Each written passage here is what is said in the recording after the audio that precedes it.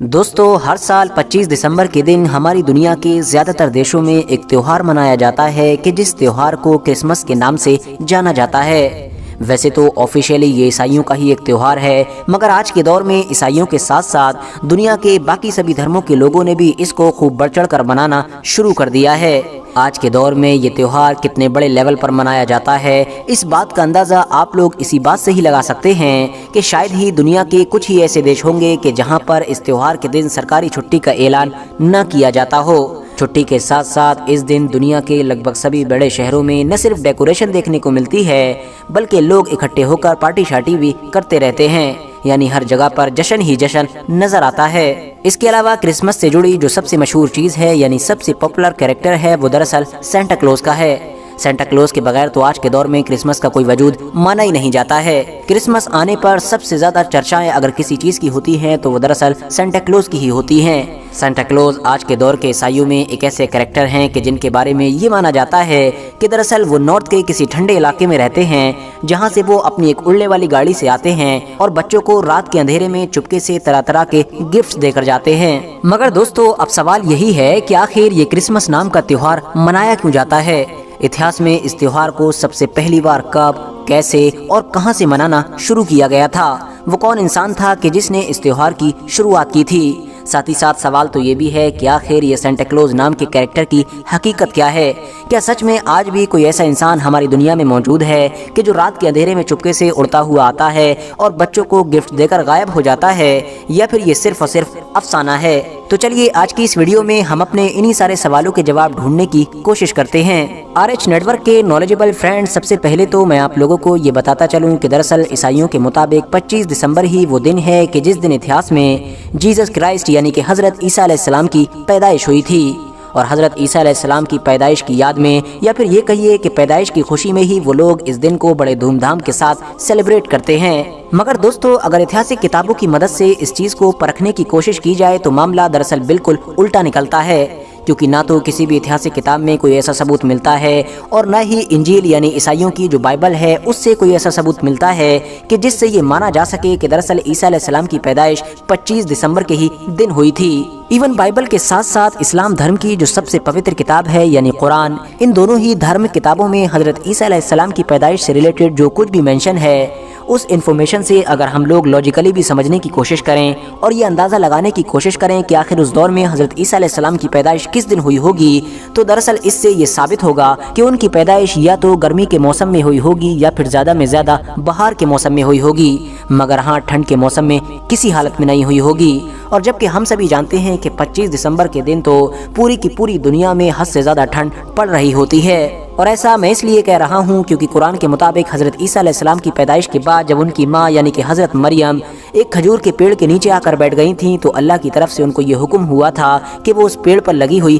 खजूरों को खाएं। जबकि हम सभी जानते हैं कि खजूर गर्मी के मौसम में पकती हैं, न कि ठंड के मौसम में पकती हैं। वहीं दूसरी तरफ बाइबल में भी ये मौजूद है कि जिस दिन जीसस क्राइस्ट यानी कि हजरत ईसा अलैहिस्सलाम की पैदाइश हुई थी, उसी रात में आसपास के इलाकों में कुछ भेड़ बकरी चराने वाले लोग अपनी भेड़ बकरियां अंधेरे में चरा रहे थे। और जाहिर है ये चीज़ भी या तो बाहर के मौसम में मुमकिन है या फिर गर्मी के मौसम में। और शायद यही वजह है कि आज के दौर में भी ईसाइयों के बहुत सारे ऐसे ग्रुप हैं यानी फ़िरके हैं कि जो 25 दिसंबर की बजाय साल की किसी और तारीख में क्रिसमस को सेलिब्रेट करते हैं। यानी उनके मुताबिक साल का कोई दूसरा दिन ही हजरत ईसा अलैहिस्सलाम की पैदाइश का दिन है। जहां एक तरफ कुछ फिरके 25 की जगह 7 जनवरी को क्रिसमस मनाते हैं, तो वहीं कुछ ऐसे भी हैं कि जो 6 जनवरी या फिर 19 जनवरी को क्रिसमस सेलिब्रेट करते हैं। इंटरेस्टिंग बात यह है कि क्रिसमस हमारी इस दुनिया में हजरत ईसा अलैहिस्सलाम के लगभग 300 साल बाद शुरू हुआ था और इसकी शुरुआत का कनेक्शन सीधे तौर पर रोमन एम्पायर से जोड़ा जाता है। दरअसल दोस्तों, ये बात तो हम सभी लोग बड़ी अच्छी तरह से जानते हैं कि रोमन एम्पायर हमारी दुनिया में एक लंबे वक्त तक सुपर पावर की हैसियत रखा करता था। एक ऐसी सल्तनत के जो न सिर्फ आधी दुनिया पर कायम थी बल्कि हद से ज्यादा लंबे वक्त तक कायम भी रही थी। इसी रोमन सल्तनत का ही एक हद से ज्यादा मशहूर और ताकतवर बादशाह हुआ करता था कि जिसका नाम कॉन्स्टेंटाइन था। यही वो बादशाह था कि जिसने कुस्तुनतुनिया यानी आज के इस्तांबुल शहर की बुनियाद रखी थी اور یہی وہ پہلا رومن بادشاہ تھا کہ جس نے عیسائی دھرم کو اپنایا تھا، ورنہ اس سے پہلے رومن ایمپائر میں رہنے والے لگ بھگ سبھی عام لوگ اور ساتھ ہی ساتھ پورا شاہی خاندان غیر عیسائی ہی ہوا کرتا تھا، الگ الگ دھرموں کو فالو کرتے تھے، الگ الگ دیوتاؤں کی عبادت کیا کرتے تھے۔ مگر جب رومن ایمپائر کے حکمران یعنی کہ کانسٹنٹائن نے عیسائی دھرم کو اپنایا تو یورپ میں عیسائی دھرم کا نقشہ پوری طرح سے بدل گیا، کیونکہ اس نے عیسائی دھرم کو اپناتے ہی اس کو اپنی سلطنت کا سرکاری دھرم بھی بنا دیا۔ اب زیادہ تر لوگوں نے عیسائی دھرم کو اپنانا شروع کر دیا تھا، لہٰذا یہی وہ بادشاہ تھا کہ جس نے پہلی بار یہ اعلان کیا کہ اب سے پوری کی پوری رومن سلطنت میں ہر سال کی 25 تاریخ کو حضرت عیسیٰ علیہ السلام کا برتھ ڈے سیلیبریٹ کیا جایا کرے گا، یعنی کرسمس کا دن منایا جایا کرے گا۔ دوستو 25 دسمبر کی تاریخ کو ہی چننے کے پیچھے یہ وجہ بتائی جاتی ہے کہ کیونکہ رومن سلطنت میں 25 دسمبر کا دن پہلے سے ہی بڑے دھوم دھام کے ساتھ سیلیبریٹ کیا جاتا تھا،